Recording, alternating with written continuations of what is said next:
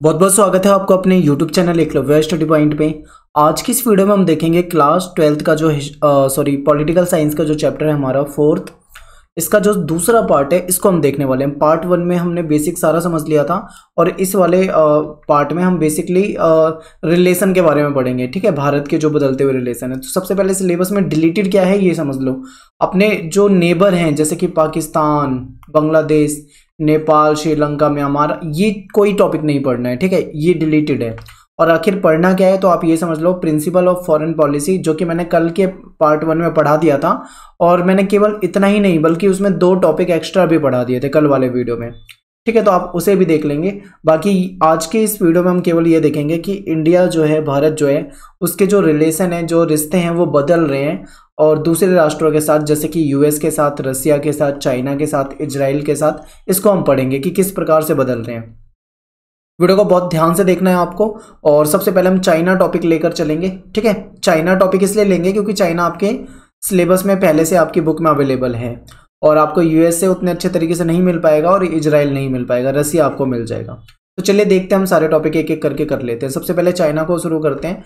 चीन जो है आपको पता है हमारा एक पड़ोसी देश है। ठीक है, भारत से इसकी सीमा अगर आप देखोगे तो आपको दिख जाएगी। जैसे कि ये भारत है, भारत के मैप में आपको तिब्बत, यहाँ पे नेपाल दिखता है इस जगह पे। ठीक है, और इसके बाद आपको तिब्बत भी दिखेगा मैप अगर आप देखोगे। और यहाँ पे आपको पूरा का पूरा चाइना, बड़ा सा मतलब बहुत बड़ा क्षेत्रफल वाला देश है चीन।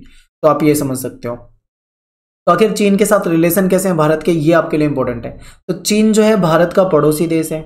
चीन एक बड़े क्षेत्रफल वाला देश है और विशाल आबादी वाला देश भी आप इसे कह सकते हो। दुनिया की सबसे बड़ी जनसंख्या जो है वो चीन की है। भारत की आबादी जो है विश्व में दूसरे नंबर पे आती है। ठीक है, सेकंड नंबर पे, दूसरे नंबर पे भारत है। और ये कहा जाता है कि चीन ने अपनी बढ़ती जनसंख्या पे नियंत्रण पा लिया है, लेकिन भारत ने नहीं पाया अभी तक नियंत्रण। ऐसा माना जाता है कि आने वाले समय में भारत जो है वो चीन से भी आगे हो जाएगा। यहाँ पे एक चीज आपको याद रखना है, चीन जो है एक बड़े क्षेत्रफल वाला देश है। और यहाँ पे एक फैक्ट और बता दूं आपको चीन से रिलेटेड, कि चीन दुनिया का एकमात्र ऐसा देश है जिसकी सीमाएं सबसे अधिक देशों से लगती है। यानी कि मान लीजिए मैंने मैप बनाया, ये मान लो चीन है, तो इसके जो बॉर्डर हैं वो अलग अलग देशों से लगते हैं, बहुत सारे देशों से। तो आज का पहला क्वेश्चन आपका यहीं से बन जाएगा। आप मुझे कमेंट में बताएं कि कितने देशों से चीन की सीमा लगती है। ठीक है, चीन का बॉर्डर लगता है, पहला क्वेश्चन। तो देखते हैं फिर आगे क्या है कि भारत और चीन के बीच में कुछ विवादित मुद्दे भी हैं। क्या क्या विवाद के मुद्दे हैं मैं आपको वो भी आगे बताने वाला हूं। ठीक है, तो यहाँ पे बेसिक आपको इतना ही समझना था। चलिए टॉपिक को देखते हैं। भारत और चीन के रिलेशन को समझिए। तो भारत ने चीन के साथ अपने रिश्ते की शुरुआत बड़े ही दोस्ताना तरीके से की थी, लेकिन जो चीन है उसकी जो नीति है वो दोगली नीति है। ठीक है, 2 तरह की, यानी इधर से मतलब एक तरफ से वो पाकिस्तान को सपोर्ट करता है, पाकिस्तान को बढ़ावा देता है, दूसरी तरफ वो भारत से व्यापार और भारत से सही रिलेशन की बात भी करता है। तो ऐसे में चीन ने क्या किया है, चीन ने भारत पर 1962 में आक्रमण कर दिया और भारत और चीन का युद्ध हुआ। एक तरह से बहुत ही मामूली युद्ध समझ लो, क्योंकि एक तरफा युद्ध था और चीन जो था वो जीत गया। चीनी क्रांति जो हुई है 1949 में हुई है। ऐसे क्वेश्चन अगर आ सकते हैं तो शायद 1 मार्क्स में आपसे ऐसे क्वेश्चन आपसे पूछे जा सकते हैं। ठीक है, शॉर्ट क्वेश्चन में आएंगे। तो यहाँ पे आपको ये याद रखना है कि भारत और चीन का युद्ध कब हुआ, 1962 में, और चीनी क्रांति 1949 में। नेहरू के मन में, अब यहाँ से समझो, नेहरू के मन में इस देश के प्रति बड़े ही गहरे भाव थे। उन्हें बहुत ज़्यादा विश्वास था चीन पे। ठीक है, बहुत ज़्यादा विश्वास था, इतना ज़्यादा विश्वास था नेहरू को चीन पे कि जो चीन और भारत का जो बॉर्डर होता है वहाँ पे अर्धसैनिक बल, यानी मामूली सी सैनिक टुकड़ी और नाम मात्र की रख रखी थी, और इतना भरोसा था। और इसी भरोसे को तोड़कर चीन ने भारत पर आक्रमण किया। तो इसके पीछे कहानी क्या क्या हुई है आप इसे समझिए। जो सरदार वल्लभ भाई पटेल थे, इनको आशंका थी, इनको पहले से ही शक था कि चीन जो है एक ताकतवर देश और चीन की जो नीतियां हैं वो सही नहीं है और आने वाले दिनों में चीन जो है हमारे लिए खतरा बन सकता है और हम पर हमला कर सकता है। और वल्लभ भाई पटेल ने नेहरू जी को ये बात समझाई भी थी कि सीमा पर, मतलब सीमा जो है हमारा बॉर्डर जो है वहाँ पे सेना सही तरीके से लगाई जाए वहाँ पे। ठीक है, मतलब वहाँ पे सुरक्षा के इंतजाम करें। लेकिन जो नेहरू थे ये अलग ही दुनिया में रहते थे, इनको अलग ही मतलब विश्वास था चीन पे, और वही विश्वास जो था वो ले डूबा। और बाद में क्या हुआ कि चीन ने 1962 में आक्रमण किया, और जब चीन ने आक्रमण किया तो फिर भारत की उसमें हार हुई। तो यहाँ पे आपको ये 2-4 पॉइंट जो बीच बीच में आ रहे हैं सारे आपको बिल्कुल याद रखने हैं। भारत और चीन के बीच में एक समझौता भी हुआ था 29 अप्रैल 1954 को। इस समझौते को हम पंचशील समझौता कहते हैं। तो ये भी आपके पेपर में आ सकता है क्वेश्चन 1 मार्क्स में। इस समझौते में भारत की तरफ से नेहरू थे और चीन की तरफ से चाउ एन लाई थे, इनके बीच में ये समझौता हुआ था। तो चीन ने क्या हुआ, आखिर पूरी कहानी क्या थी चीन और भारत के बीच में जो विवाद और जो है इसके पीछे। तो कहानी शुरू होती है कुछ इस प्रकार से कि चीन जो था उसने 1950 में तिब्बत पर कब्जा करा, ठीक है, तिब्बत पे कब्जा किया। अब ऐसे में क्या हुआ, भारत एक तरफ इंडिया है, बीच में तिब्बत है, फिर चाइना है, यानी बीच में कहीं ना कहीं तिब्बत पड़ता है। प्रारंभ में भारत जो था उसने खुलकर इसको विरोध नहीं किया इस बात का। चीन के द्वारा तिब्बत की संस्कृति को कुचला गया। चीन ने क्या करा, जो तिब्बत है वहां पे अपने लोग ले जाके बसाने शुरू कर दिए और चीन ने तिब्बत में चीनी जो लोग थे उनको बसाना शुरू किया। ऐसे में तिब्बत के जो धार्मिक नेता थे दलाई लामा, ठीक है, इनका नाम आप सुनते हो गया न्यूज़ वगैरह में, जो दलाई लामा थे, इन्होंने क्या किया, 1959 की बात है, इन्होंने भारत में शरण मांगी।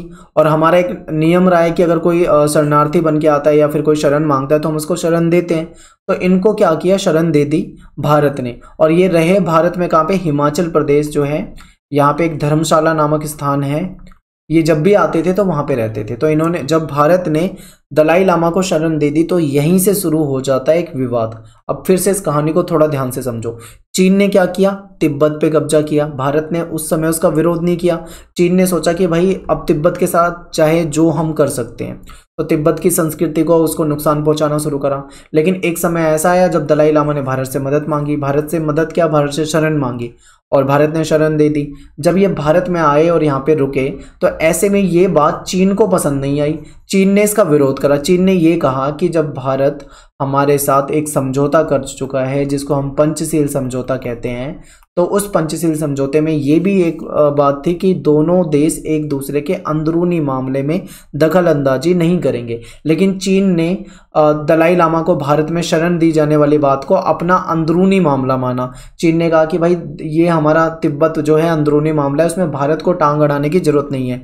यानी कि दलाई लामा ने जब शरण मांगी थी भारत से तो भारत को मना कर देना चाहिए था, ऐसा चीन समझता है। लेकिन भारत ने ऐसा नहीं किया। तो ये जो समस्या थी यही एक मतलब कारण बन गया और चीन ने कहा कि भारत ने उसके अंदरूनी मामले में दखलंदाजी की है, जो कि पंचशील समझौते के खिलाफ है, और एक ये मुद्दा हो जाएगा। और एक और मुद्दा है भारत और चीन के बीच में, वो है सीमा विवाद। और एक चीज और समझ लो, एक इंपॉर्टेंट पॉइंट, चीन के पड़ोस में अगर आप देखोगे बहुत सारे देश आते हैं, अगल बगल बॉर्डर जो टच में है, उन सभी देशों से लगभग चीन का यही सीन है। केवल भारत से ऐसा नहीं है कि भारत और चीन के बीच में सीमा विवाद है, चीन का अन्य देशों से भी सीमा विवाद है, बहुत सारे देशों से सीमा विवाद है। तो ये समझना कि सीमा विवाद भी है भारत और चीन के बीच में। जम्मू कश्मीर में जो लद्दाख वाला हिस्सा जो है, उधर अक्साई चीन वाला जो चीन ने कब्जा रखा है, उस वाले हिस्से पे चीन अपना जो है अपना कब्जा बताता है या फिर उसको अपना हिस्सा बताता है, जबकि वो भारत के जम्मू कश्मीर में आता है, ठीक है, जम्मू कश्मीर वाले हिस्से में आता है। और ऐसे ही अरुणाचल प्रदेश, जब भारत का आप मैप देखते हो तो जो इधर वाला हिस्सा है, ठीक है, तो इधर जो अरुणाचल प्रदेश है, जिसको पुराने समय में नेफा भी कहा जाता था, उस स्थान के भी कुछ हिस्से को चीन अपना बताता है। तो यानी कि दो जगह पे देखा जाए तो चीन से हमारा सीमा विवाद भी है। सीमा विवाद हो गया और ये दलाई लामा वाला भी एक मुद्दा बन गया और चीन ने भारत पे आक्रमण भी कर दिया था। तो कहीं ना कहीं देखा जाए तो एक तरह से मतलब इतने सारे जो हमारे रिलेशन रहे उस समय में खराब ही रहे थे। अब आक्रमण के बारे में देखिए, यहां से भी आपके क्वेश्चन आ जाते हैं कई बार। चीन ने जब भारत पे आक्रमण किया था 1962 में, उस समय भारत जो था इसमें हार गया था क्योंकि भारत की कोई तैयारी नहीं थी और चीन की पूरी तैयारी थी। एक कारण ये हो जाएगा। दूसरा क्या था, इसमें जो सबसे जो मतलब बेकार चीज थी वो थी नेहरू की नीति, क्योंकि जब नेहरू को वल्लभ भाई पटेल ने समझाया था अपने समय में कि चीन आने वाले समय पे हमला कर सकता है, तब नेहरू उस बात को नहीं माने, ठीक है। इससे देश की विदेश नीति को भी गहरा धक्का लगा था। भारत को अमेरिका और ब्रिटेन से मदद मांगनी पड़ी थी। सैन्य कमांडर जो थे उन्होंने इस्तीफा दे दिया था और रक्षा मंत्री जो थे वीके कृष्ण मेनन, इन्होंने भी मंत्रिमंडल छोड़ दिया था। और यहाँ पे एक बड़ा बयान आया था, ये भी आपको याद रखना है, क्योंकि सेना जो थी, सेना की कमी नहीं थी बिल्कुल भी, बल्कि नेतृत्व की कमी थी। नेहरू की जो सोच थी वो सही नहीं थी उस समय पे। तो बाद में ये बयान सेना की तरफ से ये आया था कि ये सैन्य हार नहीं थी, याद रखें, ये सैन्य हार नहीं थी, ये बल्कि कौन सी हार थी, ये एक राजनीतिक हार थी। ये आपको पॉइंट याद रखना, ये सैन्य हार नहीं थी, ये एक राजनीतिक हार थी। यानी कि अगर सही समय पे हमारे नेताओं ने सही चीज़ें करी होती तो ऐसा नहीं आता ऐसा दिन। तो ये पूरा का पूरा आपको याद रखना है। अब नेहरू जो थे करिश्माई नेता थे, बहुत मतलब उनका नाम था, लेकिन जब ये घटना हो गई उसके बाद चीन ने भारत के कुछ हिस्सों में कब्जा भी लिया था। तो इसके बाद से नेहरू की जो इमेज थी या नेहरू की जो छवि थी वो बहुत ज़्यादा धूमिल हो गई थी। ठीक है, धूमिल होने का मतलब है कि उनका नाम बहुत ज़्यादा बेकार माना जाने लगा था। पहली बार ऐसा हुआ था कि जो कांग्रेस की सरकार थी उसके खिलाफ अविश्वास प्रस्ताव लाया गया था। ठीक है, नेहरू की इसी नीति के प्रति। तो ये आपको यहाँ पे पॉइंट याद रखने जो मैंने आपको यहाँ पे बताए हैं। अब आगे देखिए, अब बात करते हैं यहाँ पे वर्तमान में भारत और चीन के रिलेशन कैसे हैं। अब यहाँ पे आपको बहुत ध्यान से समझना है। 1962 में चीन ने आक्रमण किया, यह भी हमने पढ़ा। इसके कई वर्षों तक भारत और चीन के बीच में रिलेशन जो थे वो सही नहीं हुए। लेकिन बाद में राजीव गांधी 1984 के बाद जब इंदिरा गांधी की हत्या हो गई थी, फिर नए पीएम जो बने थे राजीव गांधी, उन्होंने चीन का दौरा किया और चीन और भारत के बीच में व्यापार हुआ। व्यापार जो था धीरे धीरे होने लगा और व्यापार जो है वो धीरे धीरे धीरे धीरे धीरे धीरे धीरे धीरे बढ़ने लगा।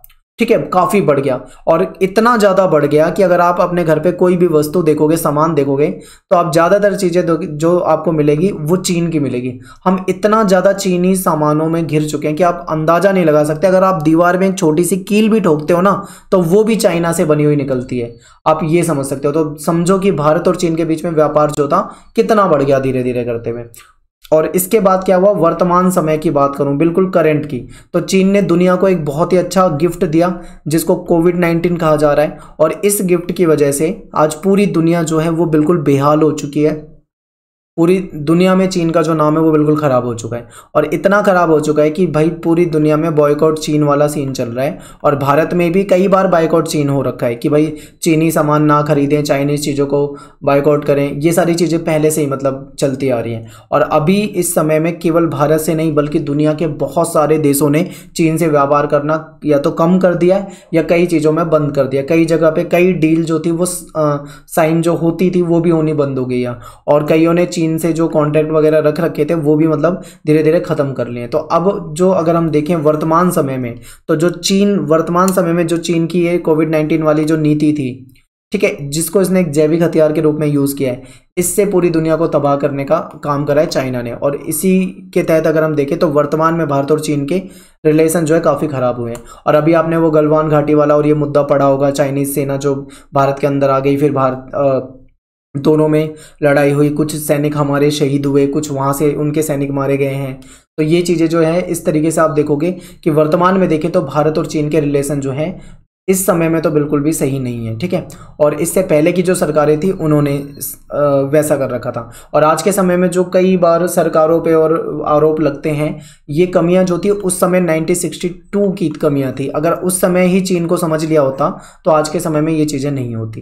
तो ये भारत और चीन वाला पॉइंट जो है आपके आ सकता है ऐसा पेपर में, क्योंकि आपके टॉपिक पहले से हैं और ऐसे क्वेश्चन आपके पेपर में आ सकते हैं।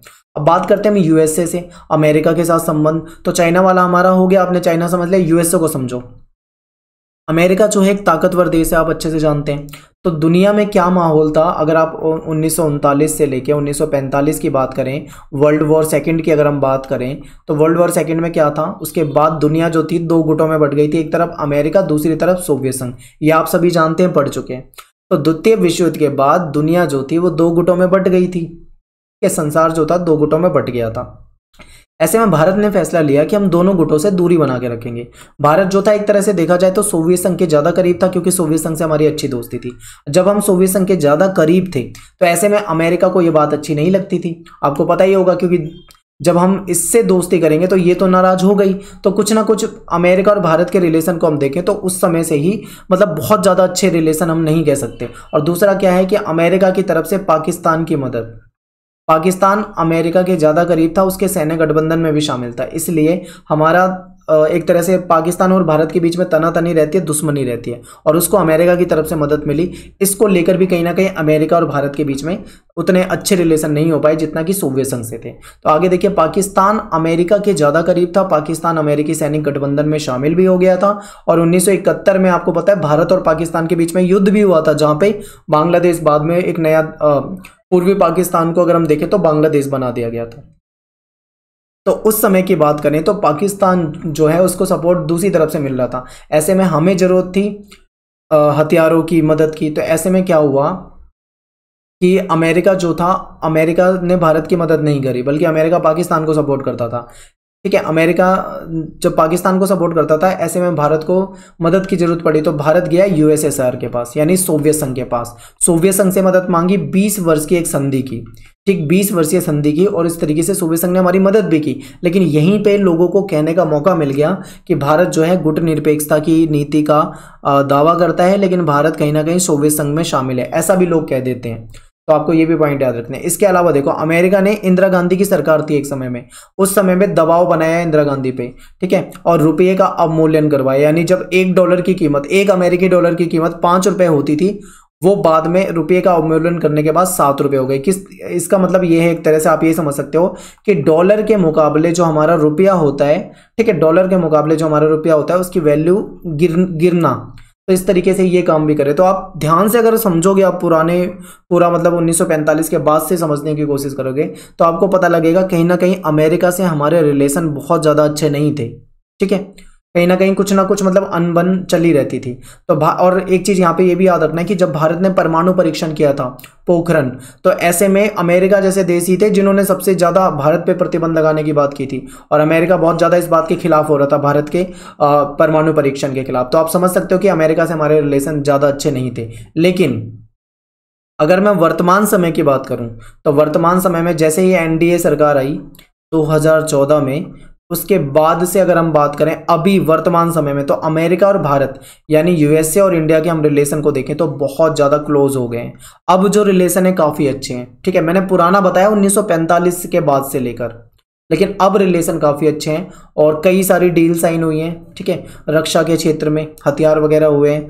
ठीक है, अंतरिक्ष के क्षेत्र में कई सारे समझौते हुए हैं, कृषि के क्षेत्र में, टेक्नोलॉजी के क्षेत्र में, विज्ञान के क्षेत्र में, कल्चर के क्षेत्र में। आप कई क्षेत्रों में देखोगे भारत और अमेरिका के रिलेशन जो है अब के समय में बहुत अच्छे हैं। तो आप ये समझ सकते हो कि पहले कैसा माहौल था और अब कैसा है, वो बदलता जा रहा है। क्योंकि जैसे ही किसी देश में नेतृत्व बदलता है, वैसे ही रिलेशन और विदेश नीति जो है वो धीरे धीरे बदलने लग जाती है। अगर आपने इस बात को पार्ट 1 देखा है तो आप समझ चुके होंगे इसे बिल्कुल। तो ये अमेरिका से हो गया। अब रसिया से देखें तो रसिया एक ऐसा देश है, रूस एक ऐसा देश है जिसके साथ भारत के हमेशा से बहुत अच्छे संबंध रहे हैं, या फिर मैं ये कह दूं कि रूस जो है भारत का सच्चा मित्र है। भारत के संबंध हमेशा से सोवियत संघ तथा रूस दोनों से अगर हम देखें तो अच्छे थे। सोवियत संघ का ही उत्तराधिकारी जो है वो रूस बना था। ठीक है, और यूएसएसआर पहले होता था। तो यहाँ पे आपको एक पॉइंट ये याद रखना है कि रूस ने सदैव भारत की सहायता की है। रूस ने ऐसे समय में भारत की मदद की है जिस समय में कोई भारत की मदद करने को तैयार नहीं था। हमें पैसों को लेकर उसने मदद की, आर्थिक मदद की, और हथियार बेचकर, हथियार देकर मदद की, ऑयल तेल देकर मदद की। आप इतने सारे पॉइंट बता सकते हो रसिया से। तो हम बहुत मतलब पॉइंट लिख सकते हैं रसिया के ऊपर। लेकिन अगर एक क्वेश्चन आता है तो ज़्यादा से ज़्यादा 4 या 6 नंबर का क्वेश्चन आएगा, तो आपको 4 या 6 ही पॉइंट लिखने हैं, पर यहाँ पे सारे पॉइंट को समझो। भारत और रूस दोनों का सपना था बहुध्रुवीय विश्व। बहुध्रुवीय विश्व का मतलब होता है कि दुनिया में केवल एक या दो महाशक्ति ना हो, बल्कि बहुत सारे देश हों जो बिल्कुल स्वतंत्र हों और ताकतवर हों। भारत और रूस चाहते हैं कि अंतर्राष्ट्रीय संघर्ष जो है उसका समाधान जो हो बातचीत के द्वारा हो। ये रसिया वाला रिलेशन आपको चैप्टर 2 फर्स्ट बुक की चैप्टर 2 के सबसे लास्ट टॉपिक आपको ये वाला मिल जाएगा। ठीक है, आप वहां से अपनी बुक में भी पढ़ सकते हो। तो भारत चाहता था कि अंतर्राष्ट्रीय संघर्ष जो है उसका समाधान जो है वो बातचीत के जरिए हो। ठीक है, और सभी देशों की अपनी स्वतंत्र विदेश नीति हो, जैसा चाहे जो देश वो वैसे दूसरे देशों से रिलेशन रख सकता है। यूएनओ जैसी जो संस्था है सभी को उसके फैसले माने जाने चाहिए, सब मानने चाहिए, ऐसा भारत और रूस चाहते हैं। 2001 में भारत और रूस के बीच में सामरिक समझौते की बात करें तो 80 द्विपक्षीय समझौते हुए थे। सामरिक समझौते मतलब हथियार वगैरह से रिलेटेड जो भी चीज़ें होती हैं। और आपको पता होगा कि भारत जो है रूस से हथियार बहुत बड़ी मात्रा में खरीदता है। ठीक है, यहाँ हम ऐसा कह सकते हैं कि भारत रूस के लिए हथियारों का दूसरा सबसे बड़ा भारत जो है हथियारों का दूसरा सबसे बड़ा खरीदार है रूस के लिए। तो ये भी है कि मतलब रूस हमें अपने हथियार देता है, हम उससे हथियार खरीदते हैं, तो ये एक पॉइंट बहुत तगड़ा बन जाएगा। और एक चीज़ ये भी है कि सुरक्षा परिषद में आपको पता है जो सोवियत संघ की सीट थी परमानेंट, वो रूस को मिल गई थी। जब रूस को सोवियत संघ की सीट मिली तो रूस ने क्या करा है, कभी भी अगर सुरक्षा परिषद में कश्मीर का मुद्दा उठाए तो रूस ने हमेशा भारत का साथ दिया है। ठीक है, कश्मीर मुद्दे पे हमेशा भारत का साथ दिया है, तो ये भी हम कह सकते हैं हमारे लिए एक बहुत अच्छा पॉइंट है। इसके अलावा जो भारतीय सेना को जो भी मतलब लेटेस्ट हथियार चाहिए, टेक्नोलॉजी चाहिए, सैनिक साजो सामान चाहिए, वो सारे ज़्यादातर कहाँ से आते हैं, रूस से आते हैं। ठीक है, और रूस जो है, भारत जो है क्या करता है, तेल को बाहर से खरीदता है, ठीक है, आयात करता है। ऐसे में जब तेल के संकट की घड़ी थी, जिस समय में बहुत ज़्यादा दिक्कतें थी भारत को, तो ऐसे समय में क्या करा था, भारत को रूस ने भारत को तेल देकर भारत की सहायता की थी। तो आप ये भी समझ सकते हो, ये भी एक इंपॉर्टेंट पॉइंट है।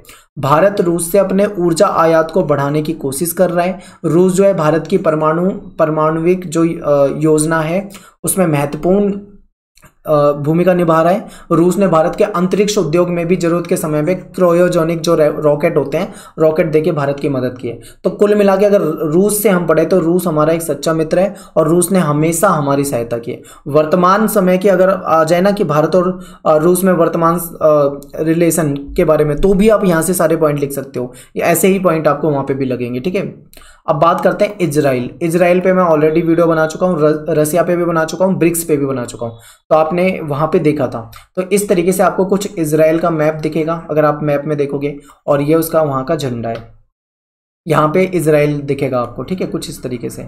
तो आप ये वर्ल्ड मैप में समझ गए, आगे चलते हैं, हम देखते हैं इसे, थोड़ा सा समझते हैं।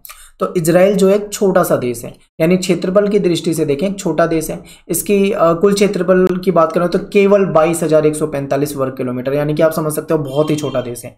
और ये दक्षिण पश्चिम एशिया में स्थित है। इसकी जनसंख्या ऐसी मानी जाती है कि 75 लाख से 85 लाख के आसपास इसकी जनसंख्या है, तो इसीलिए मैंने लमसम में 85 लाख लिख दिया। ठीक है, ये देश बेशक जनसंख्या में कम हो, लेकिन क्षेत्रफल में जनसंख्या में कम हो, क्षेत्रफल में छोटा हो, लेकिन सैन्य क्षमता के मामले में बहुत आगे है। ये बहुत सारे देश इसके दुश्मन है, चारों तरफ से दुश्मनों से घिरा हुआ देश है इजराइल। इसके अड़ोस पड़ोस के जो भी देश हैं सारे इसके दुश्मन हैं। कितनी बार इस पर अटैक करने की कोशिश की, लेकिन इजराइल जो है बहुत ही ताकतवर है और किसी की भी मतलब किसी के हमले को कामयाब नहीं होने दे रहा। इजराइल जो है विश्व का एकमात्र यहूदी देश है, और यहूदी देश जो है, और इजराइल जो है फिलिस्तीन से अलग होकर एक स्वतंत्र देश बना था। आपको पता है भारत जो है 1947 में आज़ाद हुआ था, इजराइल जो है 1948 में आज़ाद हुआ था। और भारत और इजराइल की अगर हम बात करें तो यहाँ पे बहुत लंबे समय तक दोनों के बीच अच्छे रिलेशन नहीं थे। 1992 में जाकर भारत और इजराइल के बीच में दोस्ती कहीं ना कहीं शुरुआत हुई, और बाद में आज के समय में देखें बहुत अच्छे रिलेशन है। तो भारत में लगभग 6200 यहूदी लोग रहते हैं जो कि इजराइल की भाषा, यहाँ पे क्वेश्चन ये भी है इजराइल की भाषा कौन सी है, तो इनकी भाषा हिब्रू है। ठीक है, सैन्य व्यवस्था की बात करते हैं तो इजराइल की सैन्य व्यवस्था बहुत ज़्यादा मतलब जानी मानी है पूरी दुनिया में। इजराइल की सैन्य टेक्नोलॉजी पे आप कई सारी वीडियो अवेलेबल होगी आपको यूट्यूब पे, आप देख सकते हो। तो इजराइल की सेना में लगभग 35 लाख सैनिक हैं। इजराइल की सेना में महिलाओं को भी शामिल किया जाता है, स्कूली जो स्टूडेंट होते हैं उनको भी ट्रेनिंग दी जाती है, हर किसी को आर्मी की ट्रेनिंग दी जाती है। इनमें लड़कों को कम से कम 3 साल, लड़कियों को कम से कम 2 साल सेना में काम करना भी कंपलसरी है इजराइल के अंदर। सैन्य टेक्नोलॉजी की बात करें तो इजराइल बहुत आगे है, दुनिया के बहुत सारे देश जो हैं इजराइल से हथियार खरीदते हैं। इजराइल में आधुनिक हथियार बनाए जाते हैं, लेटेस्ट टेक्नोलॉजी, बिल्कुल। ठीक है, और इजराइल इन हथियारों का निर्यात करता है, दुनिया भर के देश जो हैं वो इजराइल से ये हथियार खरीदते हैं। ये देश 21वीं शताब्दी में विज्ञान और साइंस और टेक्नोलॉजी की बात करूं, रक्षा क्षेत्र की बात करूं, नवाचार की बात करूं तथा बुद्धि के मामले में दुनिया में सबसे महत्वपूर्ण देश है इजराइल। तो आखिर अब आपके दिमाग में क्वेश्चन ये भी आ सकता है कि भाई जब इतना अच्छा है इजराइल, तो भारत और इजराइल के रिलेशन इतने समय तक क्यों नहीं थे? जब भारत 1947 के अगस्त में आज़ाद हो गया था, तो और 1948 में जब इजराइल आज़ाद हो गया था, तो इनके बीच में जो रिलेशन ठीक होने शुरू हुए वो 1992 में क्यों हुए? इतना लंबा समय क्यों लग गया? तो उसके पीछे भी देखिए कई सारे कारण हैं। कारण एक ये है कि इजराइल जो है एक ऐसा देश है जिसकी अरब कंट्री जो है, अरब कंट्री से बिल्कुल भी नहीं बनती है, अरब देशों से। अरब देश जो है ये मुस्लिम देश हैं, और इजराइल जो है ये यहूदी देश है, और यहूदी और मुस्लिमों की बहुत भयंकर दुश्मनी है। ठीक है, ऐसे में कई सारे देश जो हैं वो इजराइल के खिलाफ हैं। तो भारत में जो तुष्टिकरण वाली जो राजनीति होती थी ताकि मुस्लिम नाराज ना हो जाए, इसलिए हमारी जो सरकारें थी जैसे इंदिरा गांधी के समय में, राजीव गांधी के समय में, ठीक है, उन्होंने कभी मतलब इस चीज़ की कोशिश नहीं की कि इजराइल से रिलेशन ठीक करें। लेकिन बाद में ऐसा माना जाता है कि 1991 में जब सोवियत संघ का विघटन हो गया था तो कहा जाता है कि अमेरिका ने दबाव बनाया था इंडिया पे, और दबाव बनाया था कि इजराइल से रिलेशन ठीक करो। तो एक कारण ये भी हो सकता है कि रिलेशन ठीक करने का। और बाकी फिर धीरे धीरे नेतृत्व बदला। जब पीवी नरसिम्हा राव थे तब पहली बार इजराइल से कुछ ऑफिशियल मतलब रिलेशन ठीक करने की कोशिश की गई। उसके बाद जब अटल बिहारी वाजपेयी की सरकार आई थी उन्होंने रिलेशन ठीक करने की कोशिश की। और फिर उसके बाद 2014 में अगर मोदी की सरकार की बात करें तो यहाँ पे एक चीज़ आपको दिखेगी कि ये यहाँ से इजराइल गए, इजराइल से वहाँ से आए, और इस तरीके से रिलेशन जो इन्होंने खुलकर बिल्कुल इजराइल से अपने रिलेशन ठीक करें। और इन्होंने इस चीज़ का भी मतलब नहीं सोचा कि भाई जो अभी इससे पहले होता था तुष्टिकरण की राजनीति होती थी, कहीं मुस्लिम जो हैं वो अरब कंट्रीज जो हैं वो इजराइल के दुश्मन है, अगर हम इजराइल से दोस्ती कर लेंगे तो अरब कंट्री नाराज़ हो जाएंगे, मुस्लिम नाराज़ हो जाएंगे, ये सोचा। लेकिन मोदी ने इस चीज़ की कोई परवाह नहीं करी और इजराइल से रिलेशन आज के समय में देखें बहुत अच्छे हैं। अब कई क्षेत्रों में वर्तमान समय में देखें क्या क्या है, तो यहाँ पर आपको ये पॉइंट याद रखने हैं क्योंकि ऐसे क्वेश्चन आपके पेपर में आ सकते हैं। तो पिछले 25 सालों में दोनों देशों के बीच में, इजराइल और भारत के बीच में द्विपक्षीय व्यापार में बढ़ोतरी हुई है। ठीक है, व्यापार जो था बहुत छोटे लेवल से शुरू हुआ था लेकिन धीरे धीरे बहुत बढ़ गया। भारत इजराइल का 10वां सबसे बड़ा व्यापारिक भागीदार बन चुका है। दोनों देशों के बीच में कृषि क्षेत्र में सहयोग देने की द्विपक्षीय समझौता जो था वो हुआ है। ठीक है, कृषि क्षेत्र में। अब एक जो सबसे खास बात है इजराइल की, उसकी कृषि टेक्नोलॉजी बहुत अच्छी है। तो भारत में अब इजराइल की ड्रिप सिंचाई टेक्नोलॉजी बोला जाता है, ड्रिप इरिगेशन टेक्नोलॉजी आप पढ़ोगे तो आपको पता लगेगा इसमें क्या होता है। मैं आपको बताऊं, पाइप होते हैं वो जमीन के अंदर थोड़े से दबा दिए जाते हैं और उस पाइप में छोटे छोटे छेद होते हैं और उसमें फव्वारे की तरह बहुत मतलब बारीक छेद होते हैं जिसमें से फव्वारे की तरह पानी निकलता है। ठीक है, आप देखोगे यूट्यूब वगैरह पे आपको मिल जाएगा। और वो पानी का जो प्रेशर होता है वो काफी तेज होता है, तो दूर दूर तक मतलब वो पानी चलता रहता है। तो इस तरीके से क्या होता है, मतलब जमीन जो होती है उसमें नमी बनाई जाती है। यानी हमारे यहाँ पे क्या होता है, सीधा पानी डाल दिया जाता है खेत में और वो पानी डायरेक्ट चला जाता है, ऐसा नहीं। ये क्या करते हैं, उसमें बहुत कम पानी आता है तो वो नमी बना के रखता है, यानी इनको जमीन में नमी बनानी है। इससे क्या होता है, पानी जो होता है वो काफी कम मात्रा में खर्च होता है और फसल में इंप्रूवमेंट भी बहुत ज्यादा होता है। तो ये जो टेक्नोलॉजी है ये भी बहुत अच्छी है। इस टेक्नोलॉजी का उपयोग किया जाने लगा है भारत में। रूस के बाद इजराइल भारत को हथियार बेचने वाला तीसरा सबसे बड़ा देश है और दोनों देशों के बीच में विज्ञान और टेक्नोलॉजी के क्षेत्र में कई महत्वपूर्ण समझौते हुए हैं। ठीक है, पर हस्ताक्षर हुए हैं, यहाँ पे हस्ताक्षर आएगा। ठीक है, तो ये आपको यहाँ पे समझ में आ जाएगा। भारत के इजराइल से संबंध, भारत के रूस से संबंध, भारत के चीन से संबंध और भारत के अमेरिका से संबंध। तो ये चारों आपके टॉपिक इसमें थे। ठीक है, आगे देखो, भारत और इजराइल ने कुछ महत्वपूर्ण सामरिक समझौते किए हैं। बराक मिसाइल जो है ये भी भारत ने इजराइल से खरीदी है। भारत और इजराइल के बीच में व्यापार तथा साइबर सुरक्षा को लेकर महत्वपूर्ण चर्चा हुई है। यहाँ पे आपको याद रखना है कि जो इजराइल है साइबर सुरक्षा के मामले में बहुत आगे है, टेक्नोलॉजी के मामले में बहुत आगे है। तो ये पॉइंट भी यहाँ पे 2-3 बन जाएंगे, आप इसे भी याद रख सकते हो। तो आज के इस वीडियो में इतना ही, मिलते हैं नेक्स्ट वीडियो में। और यहाँ पे देखो कुछ बच्चे अपनी जो एनसीईआरटी उठाएंगे तो एनसीईआरटी में आप देख लेना पाकिस्तान वगैरह वाले टॉपिक आपको नहीं पढ़ने हैं, सीबीएसई में वो डिलीट कर रखे हैं। ठीक है, जो आपको बता रखा है सिलेबस में वही पढ़ना है केवल। तो मिलते हैं नेक्स्ट वीडियो में। थैंक्स फॉर वॉचिंग, सभी को जय हिंद, जय भारत।